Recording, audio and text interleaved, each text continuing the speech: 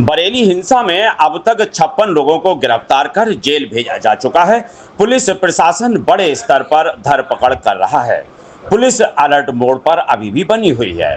भीड़ एकत्रित करने को वीडियो संदेश बनाने और फॉरवर्ड करने वाले फरहत और फरहान को भी जेल भेजा जा चुका है। बरेली शहर में शुक्रवार को आई लव मोहम्मद प्रकरण और तौकीर रजा की साजिश के तहत हुए हिंसक प्रदर्शन में अब तक 56 लोगों को गिरफ्तार कर जेल भेजा जा चुका है। बड़े स्तर पर धरपकड़ अभियान जारी है।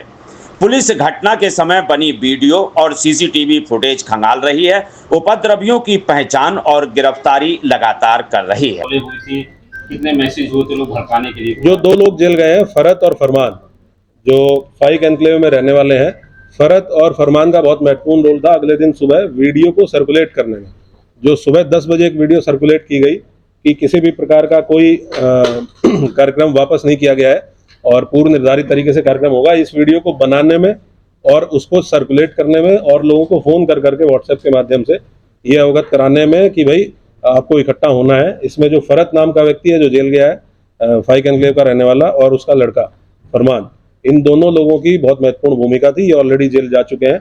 ये बात भी इससे पूछताछ में हम लोगों के प्रकाश में आई है। जो और अभियुक्त पकड़े गए हैं उनसे प्रकाश में आई है और ये उनसे तस्दीक भी हुआ है। सर, ये भी जांच में के सामने आया है कि जो नाबालिग है उनका इस्तेमाल किया गया था इस पूरे प्रकरण के अंदर। ये तो आप लोग, क्योंकि वहाँ आप लोग भी थे और आप लोगों ने वीडियोस में भी देखा होगा कि कुछ नाबालिग बच्चों को सामने करके और इस तरह की हरकत करने का प्रयास किया गया। ये जेजे एक्ट के अंतर्गत एक अपराध है, जुवेनाइल जस्टिस एक्ट के अंतर्गत एक अपराध है कि कोई व्यक्ति अगर नाबालिग बच्चों को किसी घटना में शामिल करके उनसे अपराध कारित कराता है तो ये भी एक दंडनीय और संज्ञेय अपराध है। हम लोग इस पे भी काम कर रहे हैं और इनकी धाराओं को भी इस मुकदमे में बढ़ाया जाएगा। टोटल अब तक हम लोगों ने इस पूरे प्रकरण में 55 लोगों की गिरफ्तारी इंश्योर की है और हमारी टीमें लगातार दबिश में है। बहुत जल्दी और भी लोग गिरफ्तारी और लोगों की भी गिरफ्तारी सुनिश्चित की जाएगी। नदीम व्हाट्सएप कॉलिंग के जरिए लोगों को किस तरह, कितनी व्हाट्सएप कॉलिंग नदीम के फोन से मिली है और मौलाना के फोन से मिली है? लगातार सभी लोग आपस में व्हाट्सएप कॉल के माध्यम से संपर्क में थे। संख्या तो यहाँ नहीं बताई जा सकती, लेकिन लगातार पूरी रात लगभग 3 साढ़े 3 बजे तक सभी लोग व्हाट्सएप से एक दूसरे के संपर्क में थे और उसमें ये कंफ्यूजन फैलाए जाने की कोशिश की जा रही थी कि कुछ लोगों को अपील भेजी गई, फिर उन लोगों को ये बताया गया कि अपील फर्जी है। तो ये कंफ्यूजन बेसिकली पब्लिक में क्रिएट करने की कोशिश की गई कि जो अपील जारी की गई थी वो जेन्युइन नहीं है, जबकि वो अपील इन्हीं के द्वारा साइन करके पुलिस प्रशासन को दी गई।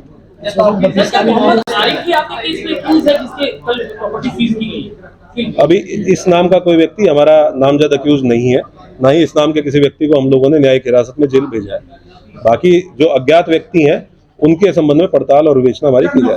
नफीस की कोई जानकारी है या उस पर कोई वारंट वगैरह जारी किया गया है? नफीस, जो डॉक्टर नफीस है, उसका रोल इस पूरी घटना में, इस विवेचना में, पूछताछ में भी सामने आया है। हम लोगों ने उसकी गिरफ्तारी के लिए टीमें गठित की हुई है। बहुत जल्दी उसकी गिरफ्तारी भी सुनिश्चित की जाएगी। आपने बताया था अवैध असला भी बरामद हुआ था, इतने सारे रिसोर्सेज को प्रोवाइड करने के लिए बैक कौन कर रहा था, इनकी फंडिंग कौन कर रहा था, इसकी क्या जांच आप लोग कर रहे हैं? ये हम लोग जितने भी अभियुक्त जिनसे पूछताछ की जा रही है और उसमें विशेषकर ऐसे लोग जो प्रमुख लोगों में से थे इस पूरे प्रोटेस्ट को ऑर्गेनाइज करने में, उनसे हम लोग पूछताछ कर रहे हैं। जैसे जैसे और लोग गिरफ्तार होंगे तो और बाकी चीजें भी क्लियर होंगी कि इसके संबंध में फाइनेंशियल ट्रांजेक्शन किसने की थी, अगर कोई रिसोर्सेज प्रोवाइड किए गए थे तो किसके द्वारा किए गए थे।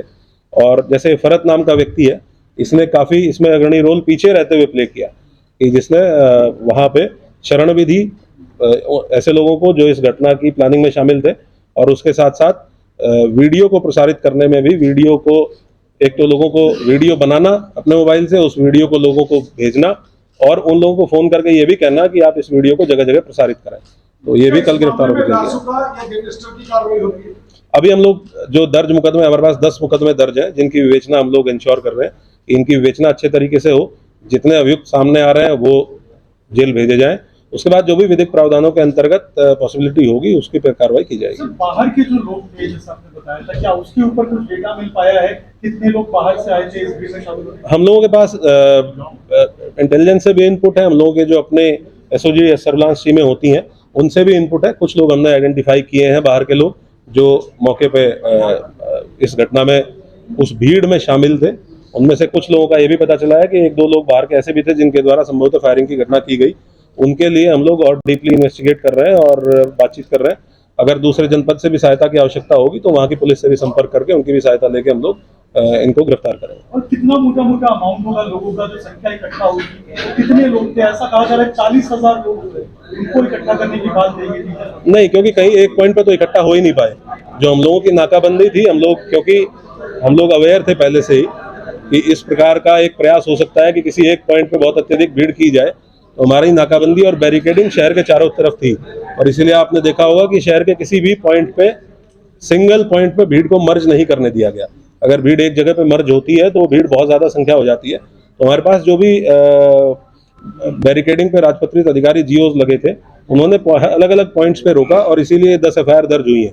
अलग अलग 10 पॉइंट्स पे पुलिस के साथ पुलिस के ऊपर पथराव या सरकारी कार्य में बाधा डालने का काम किया गया, तो इसीलिए इन 10 पॉइंट्स पे एफआईआर हुई है। सिंगल पॉइंट कोई ऐसा नहीं था जहां पूरी भीड़ को मर्ज करने को अलाउ करने दिया गया और हम लोगों को ये बिल्कुल हम लोग दृढ़ संकल्पित थे कि किसी भी कंडीशन में इस भीड़ को हम किसी सेंट्रल पॉइंट पे, चाहे वो इस्लामिया ग्राउंड हो चाहे कोई और अन्य पॉइंट हो, हम सेंट्रल पॉइंट पे इस भीड़ को नहीं पहुंचने देंगे। सर, क्या इन्वेस्टिगेशन में ये भी निकल के सामने है पुलिस को टारगेट किया गया था?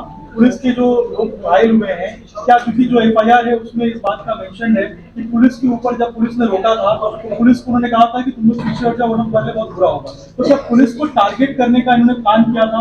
ऐसा भी इन्वेस्टिगेशन? पुलिस तो विजिबल फेस है ही पुलिस, क्योंकि हर बैरिकेड पे पुलिस लगी हुई है। तो अगर कोई गलत काम करने जा रहा है, कानून तोड़ने जा रहा है, तो पहला फ्रंट पुलिस ही है जो उसको रोकती है। तो ऑब्वियस सी बात है कि अगर वो कानून तोड़ने के लिए इच्छुक है या कानून तोड़ना चाहता है तो पुलिस जो सामने खड़ी है उसी को अपोज करेगा और यही काम इनके द्वारा किया गया और हमलावर होकर किया गया। इसीलिए हम लोगों ने इतने कठोर कार्रवाई सुनिश्चित की। Thank you.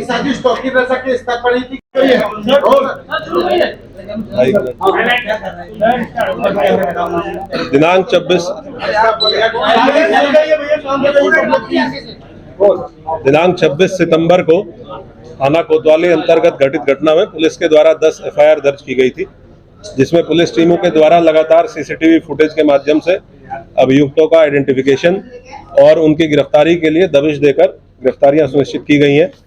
इस क्रम में आज कुल 28 अभियुक्त गिरफ्तार किए गए हैं, जिसमें थाना कोतवाली की पुलिस टीम के द्वारा 13 अभियुक्तों को गिरफ्तार किया गया है। थाना बरादरी की टीम के द्वारा 15 अभियुक्तों को गिरफ्तार किया गया है। जो थाना कोतवाली के द्वारा 13 अभियुक्त गिरफ्तार किए गए हैं उनके नाम मैं पढ़ देता हूँ। मुस्तकीम पुत्र तस्लीम, जफरुद्दीन पुत्र निशामुद्दीन, मोहम्मद इमरोज, मुसारिफ शेख, शमशेर रजा, मोहम्मद उवैस, राहिल, मोहम्मद साजिद, समीर, मोहम्मद जिशान, फैसल, तौहीद खान, फरमान और नदीम खान। इसके साथ साथ थाना बारादरी टीम के द्वारा 15 अभियुक्तों को गिरफ्तार किया गया है, जिनके नाम है उम्मेद, मुस्तकीम, अरबाज, कलीम, मोबिन, नाजिम रजा खान, मोहसिन, शाकिब, रफीक, जैनुल, तौहीन, फैसल, मोबिन, अरशद और सुभान। इसमें सबसे प्रमुख गिरफ्तारी जो इस पूरी घटना के प्रमुख साजिशकर्ताओं और घटना को कारित करने वाले लोगों में से एक है नदीम खां पुत्र केसर अली, निवासी बिहारीपुर, करोलान, थाना कोतवाली। इसको पुलिस के द्वारा गिरफ्तार किया गया है। इसके पास से पुलिस ने उस घटना में पुलिस की पेट्रोलिंग यूनिट से छीना गया एक हैंडसेट मोटरोला कंपनी का बरामद किया है, जो इसने घटना के दौरान पुलिस की टीम से छीना था, वो इसके पास से बरामद हुआ है। एक अन्य अभियुक्त जफरुद्दीन को गिरफ्तार किया गया है। इसके पास से एक अवैध असला भी बरामद किया गया है, जो संभवतः घटना के टाइम जो फायरिंग की घटना की गई है उसमें ये अभियुक्त शामिल था। इसके पास से वो बरामद किया गया है। इन सभी अभियुक्तों से पूछताछ की गई। इन्होंने अपनी घटना में शामिल होने को स्वीकार करते हुए ये बताया है कि पहली रात से ही व्हाट्सएप के माध्यम से मैसेजिंग इनको स्टार्ट हुई थी कि जो एक अपील जारी की गई थी कि आपको मौके पे नहीं आना है। इस्लामिया ग्राउंड इंटर कॉलेज की कोई परमिशन प्रशासन के द्वारा नहीं दी गई है। इस्लामिया कॉलेज जो है उसके द्वारा भी परमिशन इसकी नहीं दी गई थी। उसके बावजूद रात के समय देर रात में इनको मैसेजिंग की गई कि वहाँ पे इकट्ठा होना है। इस तरह की मैसेजिंग के बाद ये धीरे धीरे व्हाट्सएप ग्रुप्स में जब ये वायरल होने लगा, इसकी मॉनिटरिंग भी हम लोगों के द्वारा की जा रही थी। इसीलिए पुलिस टीम पहले से सतर्क भी थी और हम लोगों के द्वारा पर्याप्त डिप्लॉयमेंट इस पॉइंट ऑफ व्यू से किया गया था। जो नदीम खां इसमें गिरफ्तार हुआ है, इसका महत्वपूर्ण रोल प्रकाश में आया है। इसने बताया है कि पहले दिन जो अपील जारी की गई थी, जिसमें लिखा गया था, एक लेटर हेड पे अपील जारी की गई थी जिसमें नदीम खान के साइन थे और डॉक्टर नफीस, इन 2 लोगों के साइन थे। एक तीसरा व्यक्ति लियाकत खां के साइन थे।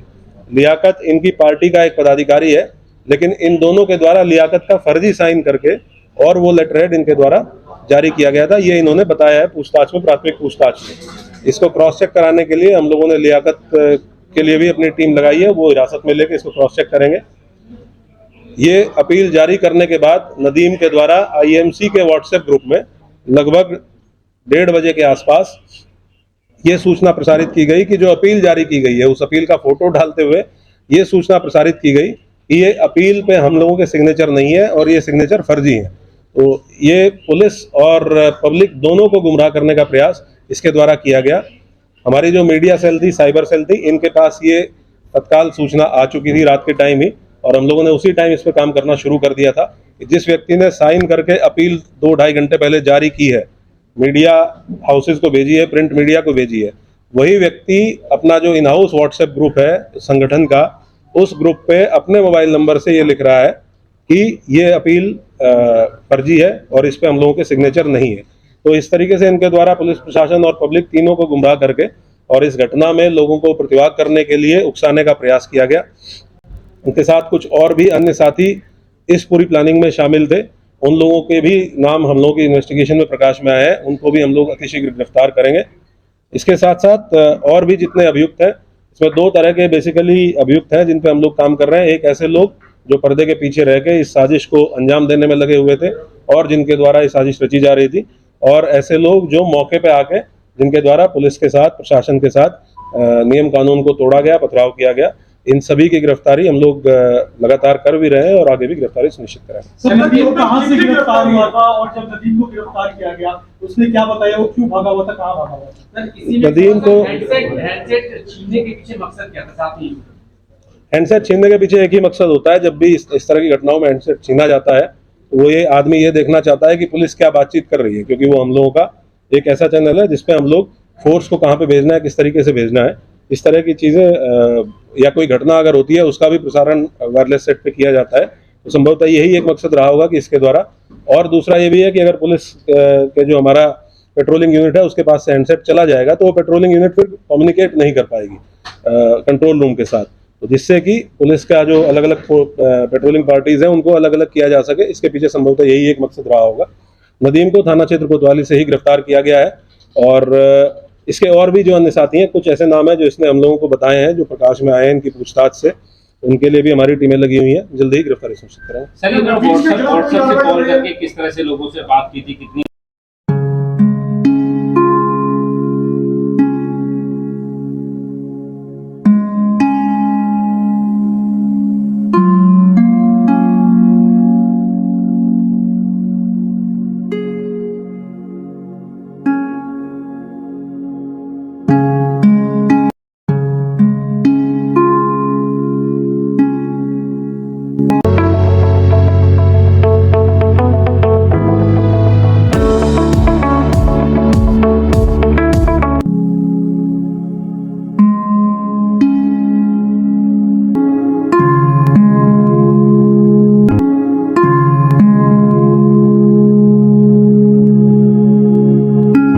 प्रीमियम आइडियल, जहां मिलता है आपको जरूरत का सभी सामान, गोपी चौक, बदायूं।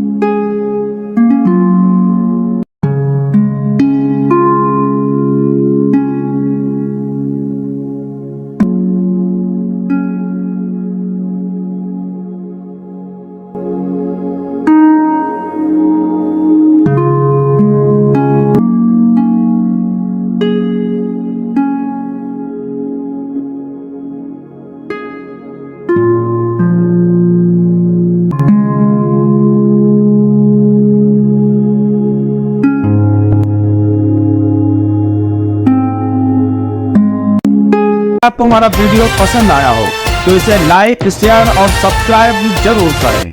देखते रहिए SKS 24 न्यूज नेटवर्क।